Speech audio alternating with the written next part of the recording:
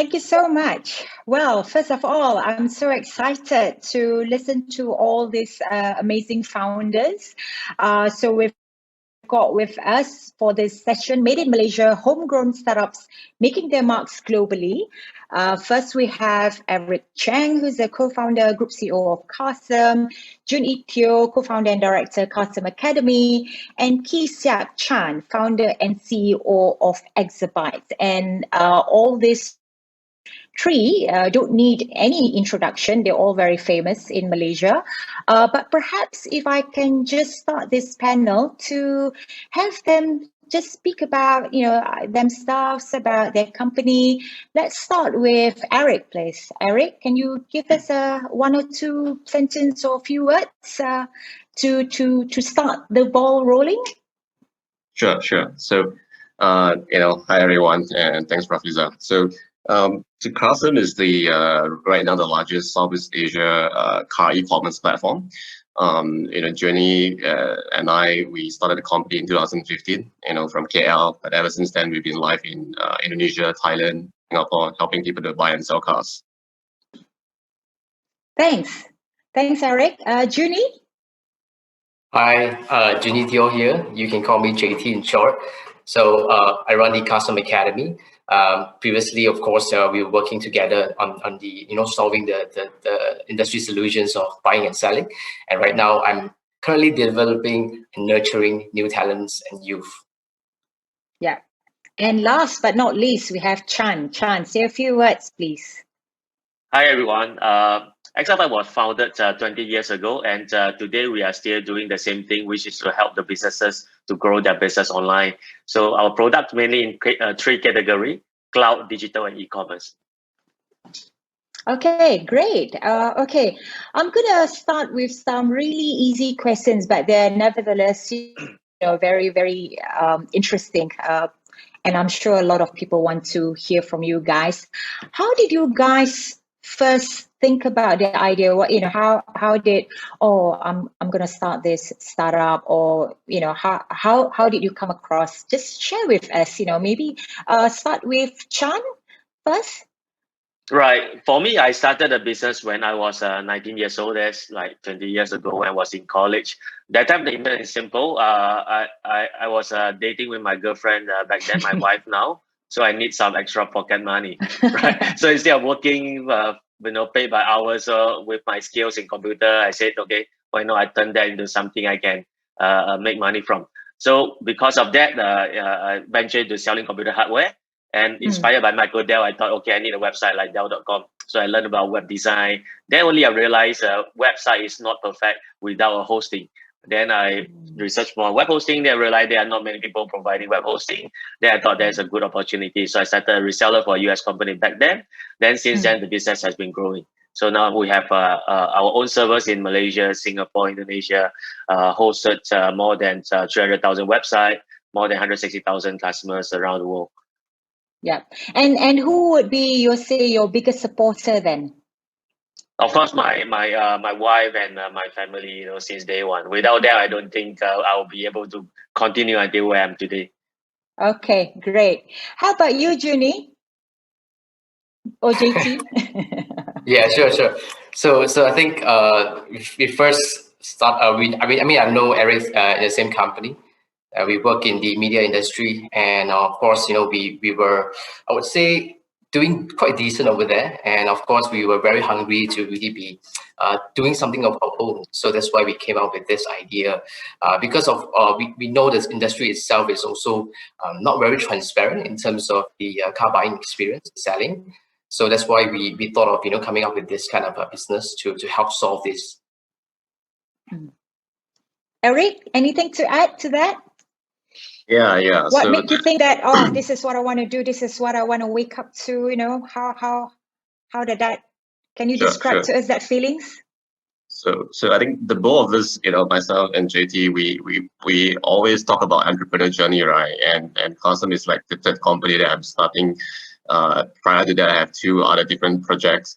And I think that has been true, right? And we wanted to, look into the market and see what would be a way for us to solve a pain point. And given that the market is large for us to navigate, right, as we build a business. And I think things got interesting when we noticed that, you know, in the used car segment, people are having difficulties to sell cars, right?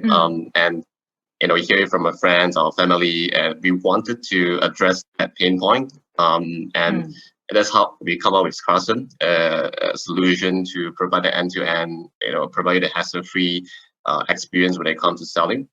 Was very fortunate that JT believed in that, and then we started building a team from a team of 5 in the beginning, and slowly became something really big. And who would be your biggest supporter? Your, you know, you would say, apart from, of course, your other, you know, your staff, the team around you, you know, anyone else who's been a great supporter to your, you know, your journey?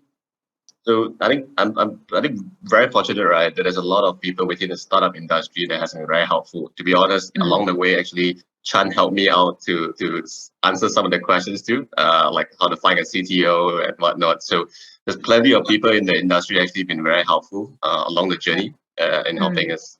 Yeah. Okay. All right. I'm going to go back to you and then, you know, and then back doing the roundabout thing and, you know. So Eric, you know, apart from COVID, what would be your biggest challenge? And I believe COVID has sort of helped a little bit of your Carsome because it allows contactless. People could still, you know, buy and sell cars, and in fact, they feel safer. I mean, like, just to share, I have a personal experience with Carsome. I sold a car during COVID because I just didn't want to meet people and get people to come and see me. And in fact, when I Google, I saw Carsome, and I just want to share with you, I had one of the best experience. I've bought and sold cars before, and when I saw Carsome, I thought it was awesome, you know, and I think COVID itself has sort of helped me, but I'm sure during the pandemic you have other challenges. You know, of course, you're not you know, free of that. But apart from that, what I would say, you know, your biggest challenges to really build this business and make it to where it is now. First of all, thanks for being one of our customers, right? And really happy to hear that experience. And yeah, like you say, right, I think the pandemic has been this I think the positive and the negative for us, right? Positive being the trend itself is helping us to accelerate the growth, given that we are trying to digitalize the entire experience of buying and selling, and then instill that trust, right? And also people would like to have their own personal transport in most cases for safety reasons and whatnot. But I think secondly, also you saw that, you know, the pandemic has kind of restricted us to be working from home mostly. So given that our company, we have offices coming from Indonesia, Thailand, Singapore, even in China, right? So there's a lot of colleagues that we had hire or be on the same team on the leadership side. We didn't have a chance to meet them until now, maybe just through video calls like this. Yeah, so it's actually hard to actually keep everyone engaged, get the culture up, and it's extremely tough, right? Like JT been running the academy on a virtual basis, which is very interesting as well. So I think these are the hard things that we somehow overcome, but it has been hard always. Yeah, I know exactly how you feel. I took over as Cradle CEO on 1st of June. So up until now, I've not been able to see everyone in the same place. And it's just been tough, especially keep the motivation going. So I feel for you. How about you, JT? What have been, you know, your biggest challenges, and, you know, how do you overcome it? You know, how do you keep going? Yeah, I think very important is that we have to, you know, understand that all of us are in this together, right? So it's very important that we continue to look into, you know, how to rebuild a business back again once the lockdown is over. So it's all about the teamwork kind of spirit, and then we as leaders are constantly being there to support them, to become the source and strength, you know, for them to have move forward with peace of mind. So these are the things. I think at the same time we are, you know, like Mary just mentioned, we're running everything virtually, right? So it's kind of hard sometimes to see our students, and it's a bit disturbing, in terms of teaching experience, because sometimes when we talk about technical stuff, right, we need to make sure that they are able to see the cars, they're able to touch the things, So these are the things that we are planning out, planning to do something for our students and make sure that they will go through a proper experience in learning. Okay, Chan, I'm not going to ask you the same question. I'm going to ask you a different question because we don't have a lot of time. Okay, what do you think about the current, situation of the ecosystem in Malaysia? What have been the, one of the things that one or two that you appreciated most and that has helped you to where you are? And also anything else that we can do to, make it even better. Share with us your thoughts on that, please. Sure. I personally, involved myself and experience in, apart from Malaysia, also Singapore and Indonesia. So if I compare the regions, right, I felt Malaysia, to be my really honest opinion, is one of the, as a Malaysian, we are very lucky because we have a good ecosystem and a lot of support and schemes from the government. Especially on the early day, we are always pioneers in rolling out all these great initiative, building up a new industry. But I felt what could be lacking is the determination, right? I think Malaysia is in a position where we are not a small country, but at the same time, we are not a big country with huge market. So we are in the middle. So if we benchmark with some highly developed market, and expect we will also have the same result within that same time span. Unfortunately, we are wrong. We need a little bit more time of that. But in most cases, regardless is in terms of the programs or in terms of the startup, most of them, they don't have that stamina, right? Probably running for 2 years, 3 years, and they lost the stamina or running out of fun and things like that, and they pivot to something else. Yeah. Okay. So I think that is what is lacking. If we can add in a little bit of booster and can last us for a couple more years, I think that will help to groom the ecosystem much better. Okay. JT, how about you? What do you think? Anything else that can be done? I mean, what has helped you in the ecosystem? Anything else? I think right now, in terms of the education side, right, for government, like Carsome Academy at the moment, we are SLDN accreditation company training center. So I think it's very good that currently that the government is supporting us in terms of giving us the accreditation status and for us to really run the company in terms of accrediting our people for technical skills. At the same time, making sure that they are being built in this right ecosystem, and I think it will help us a lot moving forward. Okay, sounds good. Eric, anything to add on that? Yeah, I think echoes everyone that is saying in terms of the talent quality, right? We have good entrepreneurs over here, and a lot of people are very have the pay it forward mentality. So it's been helpful in getting advisors here and there, right? So I think as an ecosystem, is a very vibrant one. It's full of people that can make great things. Okay, great. Okay, we've only got 16 minutes left. Wow, time flew so fast. And I'm going to look at some of the questions that's posed by the people out there. Okay, there's one, and not all three of you need to ask. Only one person, given that we don't have a lot of time. Founders, what do you personally feel? Okay, I think that one we've already talked about it earlier. What are the challenges faced by startups while going global? Maybe if one of you can say something about that.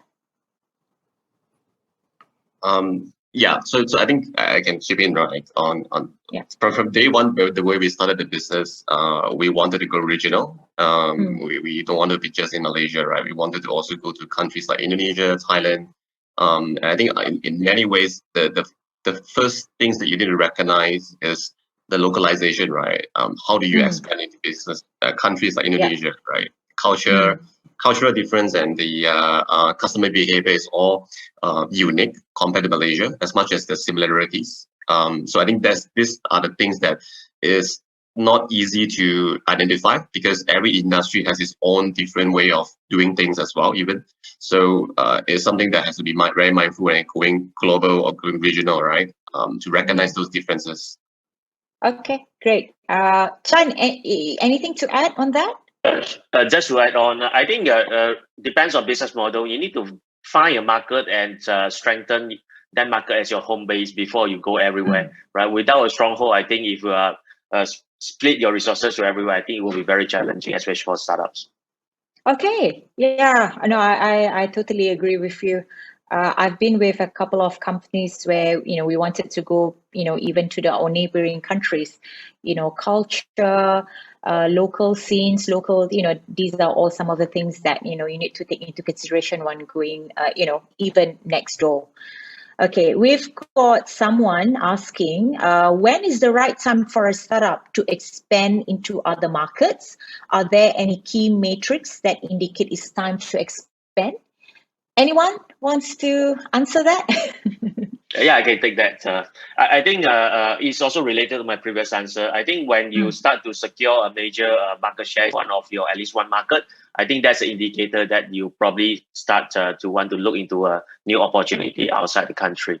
But if you are neither here and there in your even very home country, then forget about expansion for a moment. JT, you anything to add to that? What Chan said? I think it's important to look at the business model itself. So, like for example, like Carsome itself, when we talk about starting this business, it's definitely looking at the regional market, which is a Southeast Asia market, because it's pretty much a similar pain points that we are solving over here. Most of them are actually trying to sell the car, not in a very nice way. So with that opportunity, I think it makes a lot of sense for us to go regional. Yeah. Okay. If I can go to another question that's posed by the audience to the founders, how did you find your product market fit in the beginning? I think some of you may have sort of give that a flavor at the beginning when you found how did you come idea, but maybe anything specific you want to address that? I think that is very important, right, for any startups to find a product market fit, and you need to do the hard things, right? Like for example, we were trying to help people to sell cars, but there's a lot of frictions in the process, from identifying the car condition, the car prices, and the whole ownership transfer process is something that has been a headache, right, for most of the people, right? So I think doing the hard thing means that you need to find out what exactly went wrong, what are the areas that can be improved, and then you identify and design the service to cater for it, whether it's a product or whether it's a service. And then you do a lot of the reviews and feedback and see, if customers are really happy about it, using your service, are they better off with you or it doesn't change anything? And obviously being able to monetize that, build a business behind it is even more important. So I think these are the two things that you would see yourself having that product market fit. And eventually you can go on to, start thinking about capturing more customers. Yeah. I think with Carsome, the pain points is felt by so many people. I think, everyone who has the, ability to buy a car, have that pain point, but Chan, yours is a little bit unique. Share with us, how did you find your product market fit? Yeah. Sure. Industry is different, but I think the formula is the same. You look for pain point, you look for frustrations that's common among your target groups of users and consumer. Then the second thing you want to ask yourself is, can you monetize that pain point or not if you are able to solve that problems or solve that frustrations. I always told many startups that I coach with is look for frustration instead of look for opportunity. Right, this is an analogy of Panadol versus vitamins. You want to sell Panadol where someone already had a headache. You don't want to sell vitamins that you have to do long story educating them. Yeah. I think that's a really good point, because I have, we've met a number of people who come to us at Cradle. They have fantastic, well, I wouldn't say fantastic, but they've got good ideas. But often they, when I ask them, okay, what problem are you solving? They see that as a second thing as opposed So they think about the product first. So we always say that you need to look for the for the horse instead of the cart. So they look for the cart first, and then hoping that, okay, who's going to pull the the cart. So yeah, I think that's very true. And okay, I've got a question that's dedicated to Carsome and Carsome Academy. What are Carsome and Carsome Academy's target in next 5 years? I'm not so sure whether you guys want to share that, but maybe this could be your potential investors. Sure, Come sure. on, do your pitch. I'll take that first, right? So I think Carsomes is all about being all sides of the trade, being and buying cars or selling cars. We feel that's the fundamental because there's a lot of platforms that does automotive, right? You have content, there's listing, but the trading experience is where it gets very complicated. And that's where we want to improve, right? And in that you start to see, within the ecosystem, there's a lot of things that we can do, right? On every purchase of a car, you have financing, you have insurance, you have after sales. And all these are equally fragmented at the same time. And we realized that with Carsome Academy, things became very interesting for us. There's a lack of talent before this for us to train and upskill our people in the industry, especially for technicians. And we want to provide a meaningful career, right, for a lot of these people. And the best way to do that is we train these people. And in the next few years, as we continue to expand and build up more capability, there is opportunity for them to really flourish, right, in their career with us, or be it in the industry itself even. Yeah. Okay, great. JT. Yeah, so I think as we grow, the company itself, month by month, year by year, we're constantly trying to drive, deliver more meaningful solutions and impact. So we need to hire a lot of people, in the organization itself. So that's it. On an average of, let's say, about 70% of headcount increase are coming from most of it technical areas. So in order for us to expand the business and aligning with the goals that we need to reach, we need to constantly, try to get the market to able to understand what we're doing here in terms of what we're providing towards the people here. So that's where we notice that the profession of skilled technician is lacking in the market, to maintain or improve the quality or standard of Carsome, right? We take this opportunity to start Carsome Academy and try to aid the human capital development and build a high-skilled industry-ready workforce in Southeast Asia. So this, at the first time, we are also the first training center accredited by the government. With the SKM level 3 motor vehicle inspection, so allowing us to encourage youth and the opportunity to ride with us in the technical education pathway. So once these students are graduated, they are guaranteed a career opportunity in Carsome. So this whole pathway is trying to really encourage a new profession in the market. At the same time, not just vehicle inspections, but also other skills that will be coming up in Carsome Academy. Okay, great. Now, I'm going to have the last question. So far, I've not had any, questions from the audience. I think you guys done an amazing job. What would be your advice to the new entrepreneurs out there in becoming a global player? Anything that they need to prepare? Maybe we can start with Eric. Sure. So I think really be persistent, right, towards what you're trying to do. Look, like we didn't crack the market since day one. Like it took us a few months to actually get to the right market fit. And it's a lot of iteration, right, towards getting that done. And sometimes it's not easy. So I guess being persistent and being very stubborn at the very beginning to try to get to the point where you deliver a product that really could help a lot of people and return you gain the customers, right? So that would be my advice, to kickstart a startup idea. Yeah. Okay, great. JT? I think grit and perseverance is very, very important for all entrepreneurs, because that is where it keeps us going, right?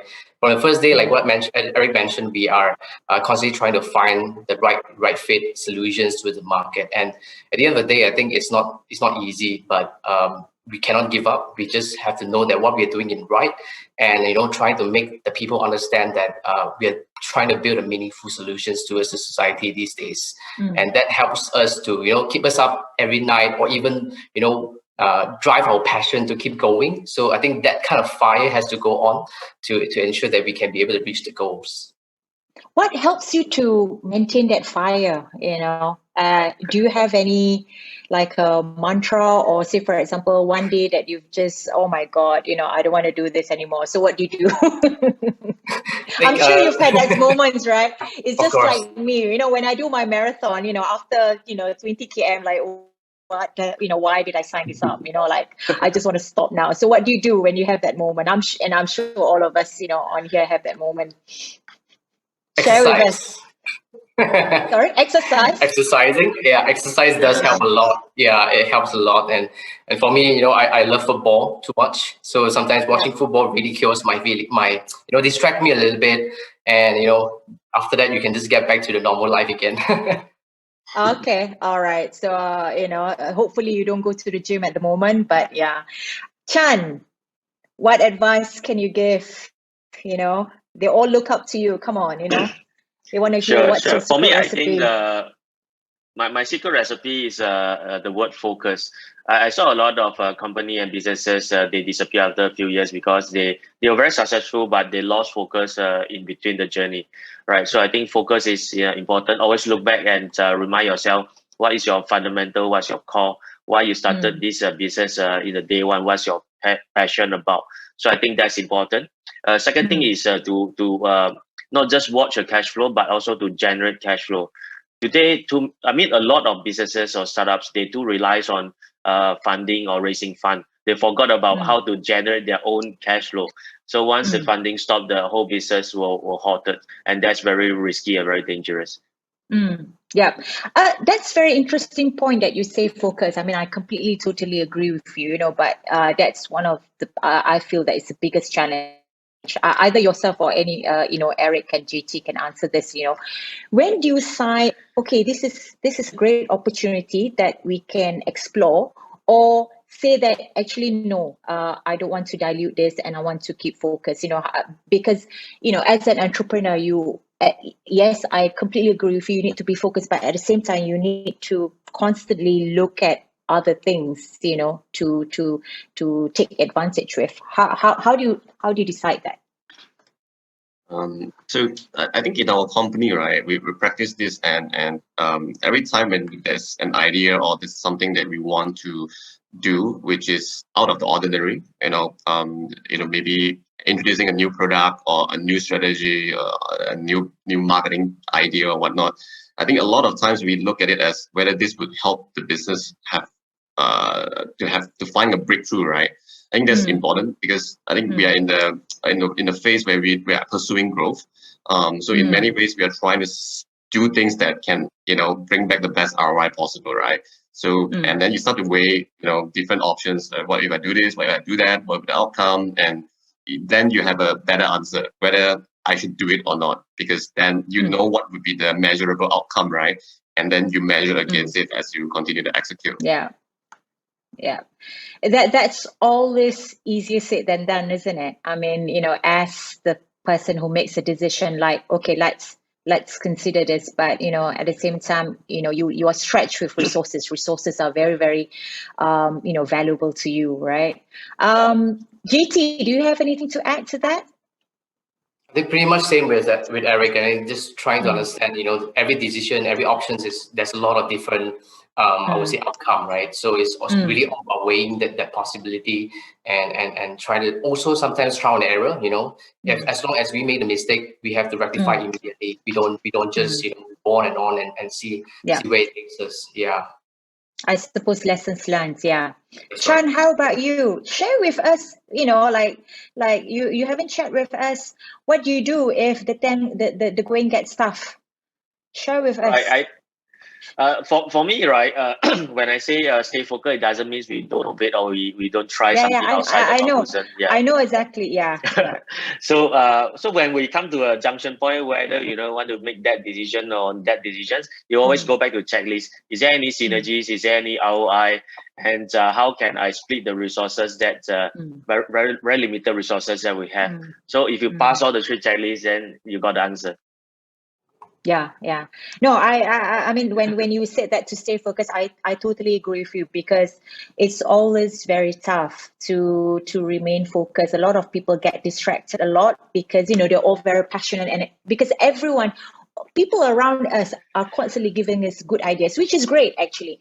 You know, really appreciate that. But at the same time, you know, as the one who, you know, is responsible for the welfare of your staff, sometimes you just needs to be, you know, make some really you know, really tough decisions. You know what, Yes. I would love to do that, but at the moment, you know, I've got certain targets to meet, I've got investors to please, you know, I've got, you know, spouses, partners to please, you know, and at the same time, I want to keep myself sane, and, you know, and people don't hate, you know, being around me. Anyway, guys, it's right on the dot. It has been a really honor for me to listen to you guys. You guys have done an amazing job in the ecosystem, and I wish you all the best, and I look forward to better, bigger, great things coming out from the three of you. Anyway, thank you very much. That's all for us now. Thank you. Thank you. Thank you so much. Thank you, Rafiza.